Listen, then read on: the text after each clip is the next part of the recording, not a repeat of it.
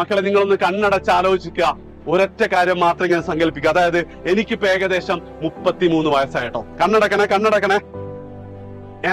എന്റെ കൂടെ 10ാം ക്ലാസ് പഠിച്ച, +2 പഠിച്ച എല്ലാവരും എന്താണ് ലൈഫിൽ ഏതെങ്കിലും ഒരു സ്റ്റേജിൽ എത്തിയിട്ടുണ്ട്.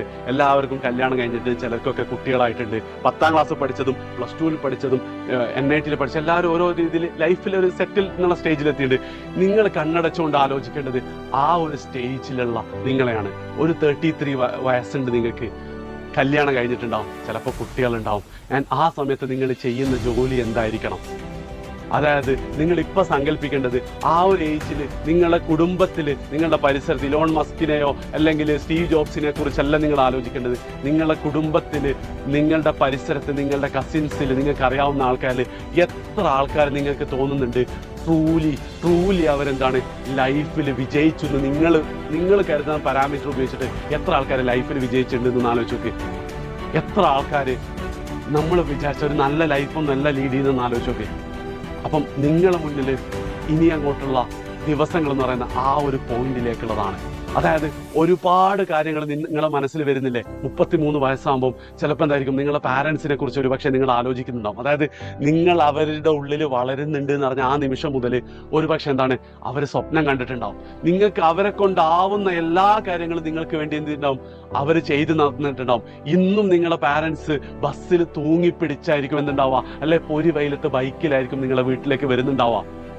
ഉറപ്പായിട്ടും നിങ്ങളിപ്പോൾ +2 എത്തിക്കഴിഞ്ഞു.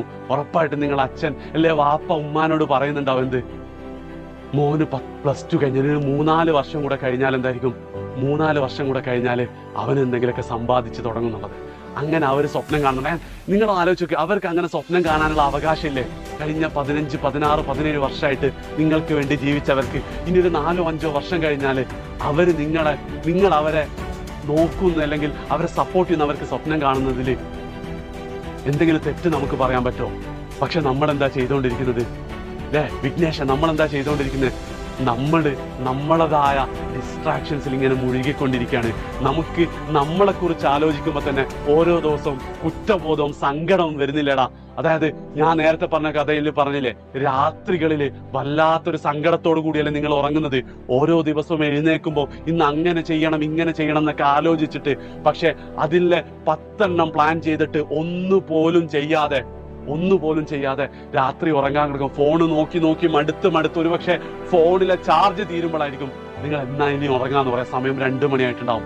അപ്പൊ നിങ്ങൾക്ക് ഫീൽ ചെയ്യുന്ന ഒരു റിഗ്രറ്റ് ഇല്ലടാ. എത്ര ആൾക്കാർ ആ റിഗ്രറ്റിലൂടെ ജീവിക്കുന്നുണ്ട്. മക്കളെ, നിങ്ങൾ മനസ്സിലാക്കേണ്ട കാര്യം എന്ന് വെച്ചാൽ, അങ്ങനെ ഒരു റിഗ്രറ്റ് ഇല്ലാതെ ജീവിക്കാൻ പറ്റിക്കഴിഞ്ഞാൽ പിന്നെ നിങ്ങളുടെ ലൈഫിൽ എല്ലാ സക്സസും ഉണ്ടാവും മക്കളെ. അതായത് ഒരു ദിവസം നിങ്ങൾക്ക് ഇന്ന് ഞാൻ പ്ലാൻ ചെയ്തതുപോലെ ഞാൻ ജീവിച്ചിട്ടുണ്ട്, എൻ്റെ ദിവസം ഏറ്റവും അടിപൊളിയായിരുന്നു ഇന്ന് നിങ്ങൾക്ക് കരുതാൻ പറ്റുകയാണെങ്കിൽ ഉറപ്പായിട്ട് എന്താ അൾട്ടിമേറ്റ്ലി 33 വയസ്സാകുമ്പോൾ നിങ്ങളുടെ നാട്ടില് ഏറ്റവും രക്ഷപ്പെട്ട ഏറ്റവും സക്സസ്ഫുൾ ആയ ആളുടെ പേര് നിങ്ങളുടെ പേരായിരിക്കും നിങ്ങൾ മനസ്സിലാക്കുക. അതായത് ഓരോ ദിവസവും റിഗ്രറ്റോടുകൂടി കിടന്നുറങ്ങുന്നു. നാളെ ഞാൻ നന്നാവുമെന്ന് തീരുമാനിക്കുന്നു. വീണ്ടും ഈ നാളുകൾ ഇങ്ങനെ മാറി +1 കഴിഞ്ഞു, +1 പരീക്ഷ കഴിഞ്ഞു, വെക്കേഷൻ കഴിഞ്ഞു, ജൂൺ തുടങ്ങി, +2 തുടങ്ങി, ജൂലൈ കഴിഞ്ഞു, ഓഗസ്റ്റ് കഴിയാറായി. ഇനി ഓണപ്പരീക്ഷയാണ്. ഇനി അങ്ങോട്ട് നമുക്ക് ഒരുപാടൊന്നുമില്ല മക്കളെ. ഞാൻ വീണ്ടും പറയാണ്, വളരെ ബുദ്ധിമുട്ടായിരിക്കും +2 ശേഷം ഒരു തിരിച്ചു പോക്ക് എന്നുള്ളത്.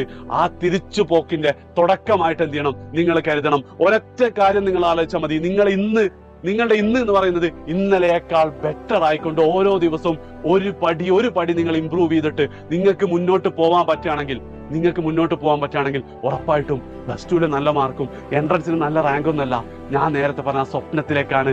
നിങ്ങളുടെ പാരൻസിനോട് നിങ്ങൾക്ക് എന്ത് ചെയ്യാൻ വരും, ഞാൻ രക്ഷപ്പെടുത്തും നിങ്ങളെ എന്നുള്ളത് നിങ്ങൾക്ക് ധൈര്യപൂർവ്വം പറയാൻ പറ്റും. മനസ്സമാധാനത്തോടു കൂടിയുള്ള ഒരു ജീവിതം എന്ത് ചെയ്യാൻ പറ്റും, ഉറപ്പായിട്ട് നിങ്ങൾക്ക് നയിക്കാൻ പറ്റും. അതിൻ്റെ ഒക്കെ തുടക്കം എന്ന് പറയുന്നത് ഈ ഒരു നിമിഷത്തിൽ നിങ്ങൾ ചെയ്യണം. ആലോചിച്ച് നോക്കൊന്നും കൂടെ.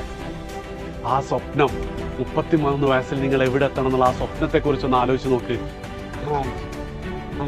ഇപ്പൊ നമ്മൾ അതിലേക്ക് തുടങ്ങാൻ പറ്റുമെന്നൊന്ന് ആലോചിച്ച് നോക്കി. തുടങ്ങാൻ പറ്റുമെന്നുണ്ടെങ്കിൽ ജസ്റ്റ് എന്ത് ചെയ്തോ, നിങ്ങൾ കണ്ണ് തുറന്നോ, ഇവിടെ ഒന്ന് കമന്റ് ചെയ്തോ, സാറേ ഞാൻ തുടങ്ങുന്നുള്ളത്. ആൻഡ് പറ്റുവെച്ചാല് if you really feel your parents has the right to dream about you, നിങ്ങൾ അവരെ സ്വപ്നം കാണുന്നത് അല്ലെ നിങ്ങളെക്കുറിച്ച് സ്വപ്നം കാണുന്നത് ശരിയാണെന്ന് തോന്നുകയാണെങ്കിൽ ഉറപ്പായിട്ട് ഈ ലൈവ് കഴിഞ്ഞിട്ട് പാരൻസിനോട് പറയണം. കാരണം നാളെ ഭൂരിഭാഗം കുട്ടികൾക്കും അവധി ദിവസമാണ്. ഫുള്ള് ഉഴപ്പിപ്പോന്ന് നിങ്ങൾ നാളെ ഞാൻ കുറച്ച് പഠിക്കുമേ, ഞാൻ ഒരു പാടെങ്കിലും, അതായത് രാത്രിയത്തെ ലൈവിന് നിങ്ങൾ വന്നോ, ലൈവിന് മുമ്പ് ഇഷ്ടപ്പെട്ട ചാപ്റ്ററിലെ ഒരു പാടെങ്കിലും എന്ത് ചെയ്യും നിങ്ങൾ പഠിക്കുന്നു. വെറുതെ അമ്മേനോടോ ഉമ്മാനോടോ ഉപ്പാനോടോ ഒന്ന് പറയാം, പേടിക്കണ്ട, ഞാൻ എന്ത് ചെയ്യും, ഞാൻ ട്രാക്കിലേക്ക് ആവുമെന്ന് പറയാം. ആൻഡ് അങ്ങനെയാണെങ്കിൽ ഉറപ്പായിട്ട് എന്നാൽ നാളെ എല്ലാ സപ്പോർട്ടും അവർ ചെയ്തുതരും. നിങ്ങൾ ഈ ആവേശം കെടാതെ സൂക്ഷിക്കണം. നേരത്തെ പറഞ്ഞതുപോലെ തന്നെ കുഞ്ഞു കുഞ്ഞു ഡിസിഷൻ എടുക്കുമ്പോൾ എന്ത് ചെയ്യാം, ഒന്ന് ആലോചിച്ച് നോക്കുക. ഇപ്പം നിങ്ങൾ കണ്ട 33-ാം വയസ്സിലെ നിങ്ങളിലേക്ക് എത്താൻ ചെയ്യുന്നതാണോ അത് ചെയ്യാതിരിക്കുന്നതാണോ നല്ലതെന്ന് മാത്രം ആലോചിച്ചാൽ മതി. So that's it guys. Live അവിടെ അവസാനിക്കുകയാണ്. കമന്റ് ചെയ്യാം. Bye bye.